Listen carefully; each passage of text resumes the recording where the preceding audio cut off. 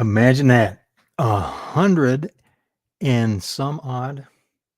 Hey, this is live. Welcome to Wolf's Watch.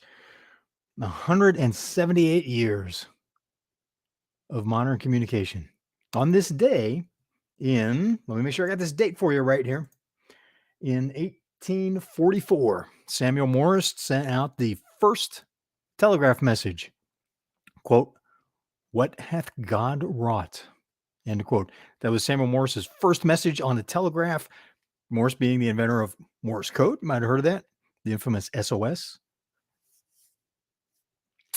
is probably the best known Morse code because even those that don't know Morse code, I don't really know Morse code myself, but I know the SOS, right? Dot, dot, dot, dash, dash, dash, dot, dot, dot, dash, dash, dash. You repeat that and everyone recognizes it as a call for help.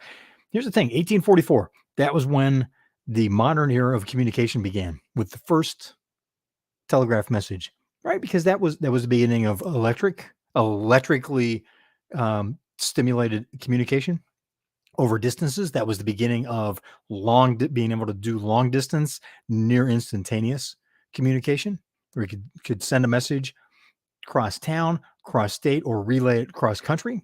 And here we are today, 178 years later, with communication coming at you 24/7, 365 from multiple sources. It's on your phone, it's in your ear, it's on the radio, it's the people surrounding you. Holy cow. Have we gotten any more effective at communication? I mean, you have more data at your fingertips than any human being in history, than the wisest men and women in history. Does it help you? Maybe not. A lot of it, maybe data, maybe quote unquote information. Is it actually something that helps you gain more wisdom and something you can apply to running your business? Yeah, and this is Wolf's Watch. I'm talking to you, entrepreneur, business owner, leader. Does it help you? Maybe, maybe not. Likely not. There is just so much coming so fast in terms of information, news sites, magazines. There's actually still some print magazines, right? You get more and more stuff in your mailbox. I've been seeing an increase in magazines that we never ordered. They're sending them in hopes that maybe we'll subscribe if we like them. I'm talking to you, Rolling Stone. Keep your magazines. Save the paper. We're not going to subscribe. Got too much information coming in, and Rolling Stone does not bring anything to the table for me personally. Now, for you, depending on your industry, depending on your personal interests, it might. For me, the only print magazine that I subscribe to at this point that I actively subscribe to is Chief Executive Magazine, because it has content that is very relevant to what I'm doing. I want to see what the conversation is that they have with their subscribers. What are other CEOs talking about? So what do you subscribe to? Right? I used to subscribe to Car and Driver, Road and Track, not Car and Driver, Road and Track. Now I use the electronic version, so I don't have the print. We get a local magazine that talks about the spotlight on local leaders, local businesses in the area that we live in. Don't have to subscribe to that because they just mail it out, which is nice, very convenient. Actually, you'll be seeing some interviews coming up with some of the people that they spotlight. The thing is, how do you lead effectively with so much coming at you, with things getting more and more complicated? How do you cut through the crap and lead effectively? How do you set the direction for and with your team? So here's what the leadership best practice that, from interviewing leaders, from listening to other people that are interviewing leaders, books that I've read, spent a couple hours on a Zoom session where we did a Q&A with a billionaire, several multimillionaires. And I don't say that to brag. It's just, who do you get a chance to talk with? And do you take advantage of that opportunity to listen in, to ask questions? So, excuse me. Oh, it just, man, stirs up my heart talking about this, because here's what you hear from all of them. Here's a common thread to all of them. They dramatically simplify the information that they pay attention to. They filter it. They have a simplified decision criteria. It's deceptively simple. Now, what do I mean by that? Glad you asked. Here's what I mean by simple. They set 3 priorities. The most common number is 3 things that they're going, this is what I got to focus on. This is what my team needs to focus on. In order to be successful, only 3. Never more than 5. Never heard any of them that are high performers, the leaders that are high performers talk about being focused on more than 5. I worked with a Fortune 100 company. I won't name them because don't I don't want to bash them. And this is an example of how to not do things.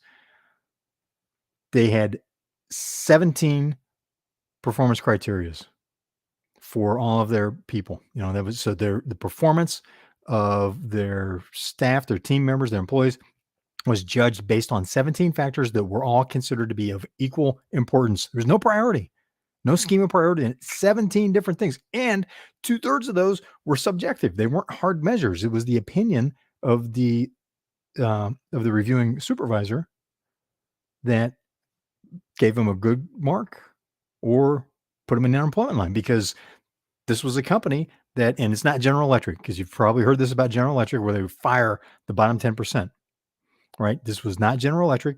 It was another company that had adopted the same practices. What they would do is whoever ended up at the bottom 10% of the performance got let go. There was no discussion. It's just like, you're out. Bye.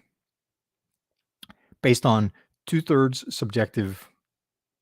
Now, that's not inherently bad. It sets up a system, though, that is so overly complicated. Think about that. 17 equally weighted, equally important things to do every day, to focus on every day, to perform to every day. Do you do that? Maybe. Do you do that to some of your team members? I hope not, but it might happen. Things get more complicated.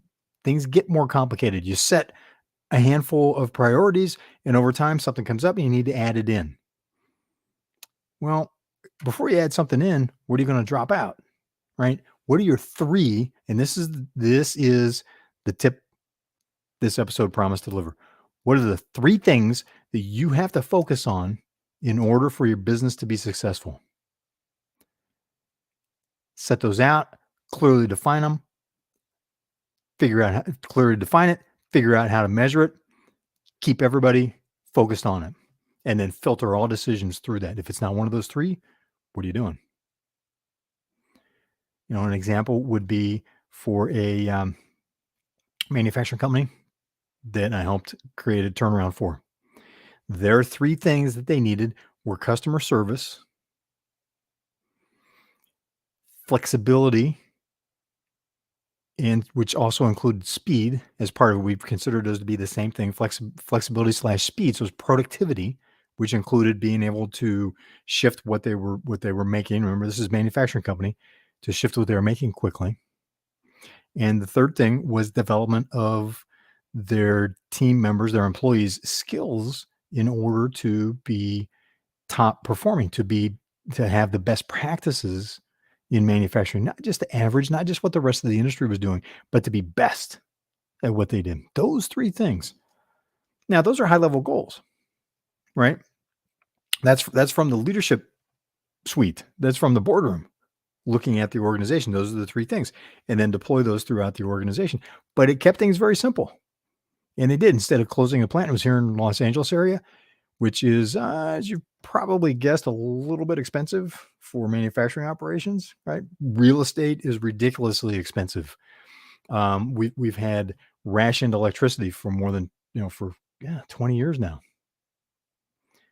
over 20 years. And this manufacturing company was one of the places in the summertime, they'd get a call from the electric company and say, "Hey, you know what? You got 30 minutes to shut down because we're turning your power off," as part of a rolling blackout. It's the kind of environment that they were in. They were going to close the company. There's that and more things: rising costs, rising regulation, hostile city council, because they don't want manufacturing companies for various reasons. Won't get into that because this is not a political comment. It's just a reality. They made a explicit statement. Don't want manufacturing companies here because they're destroying the environment. There's a lot of other reasons they didn't want it. Add to congestion. So that company was going to leave. Instead, they were able to focus on those three priorities to put a program in place where they became so competitive that not only did they stay in the Los Angeles area, they thrived. They doubled their business over a relatively short period of time. It was 2 years, 3 years, roughly, and their profitability was better than ever. So they had higher profit margins. Think about this. Imagine if you could double your sales, have your profit margins increase at the same time. So you're not just making more profit because you've got more volume. You're making more profit per unit, more profit per sale, more profit per transaction. So they simplified it to those three things. What are your three things? Maybe it's five. Don't go beyond five. Why? Because it's the psychology of people. Three is a set of priorities that are easy for people to hold in their head, to hold in their mind, to be consciously focused on. You get to five, you're getting a level of complexity where you're pushing the envelope. You go beyond that, not going to happen. Things start to get missed. Things start to get dropped. It's too complicated of a system. That doesn't mean you don't pay attention to other things. Just you get the three. What are your three driving things that will make your business successful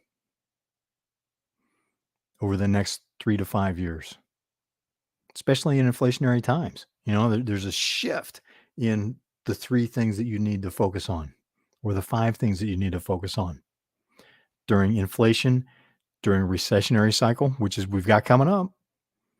There's been predictions that or warnings that we may be seeing a recession coming up. Now it's pretty much going, yeah, this is going to happen.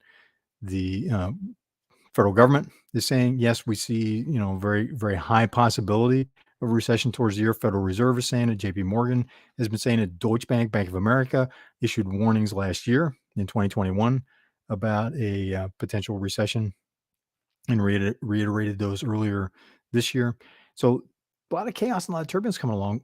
So it's, what is that shift? What are those things that you need to focus on to get through this environment?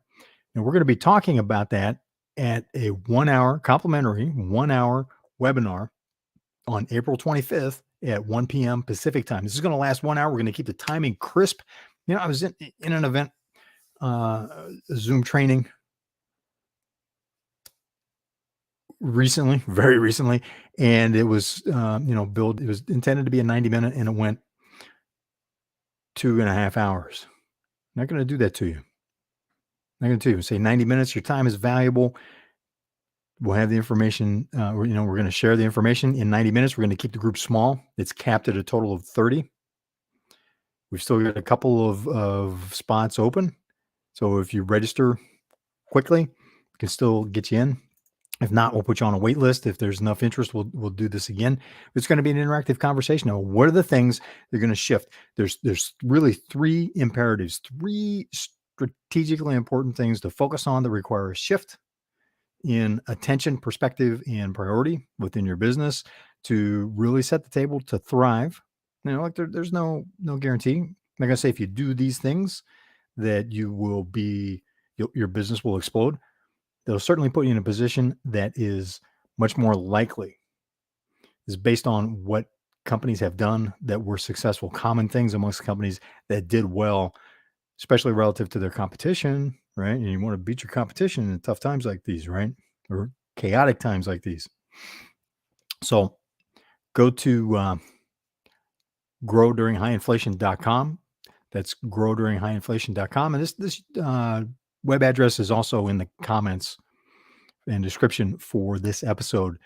Register, join us for that conversation. There's five, there's a system of 5 things to focus on that implement the 3 key factors that will help you thrive during inflation and recessionary times. So hope to see you there tomorrow. If not, it's all right. We're going to have an awesome event in, you just miss out because this is just going to be, it's going to be a live conversation. It's not going to be recorded and repeated. So if you're not there, you miss the opportunity to ask questions, to interact with the other leaders like yourself that are working their way through these crazy times as well. Thanks for being part of Wolf's Watch. I'm Wolf. This is 21st century television, live and interactive, right? You don't just sit back and watch. We actually have dialogue and appreciate you being part of that dialogue. And I am looking forward to seeing you on the trail.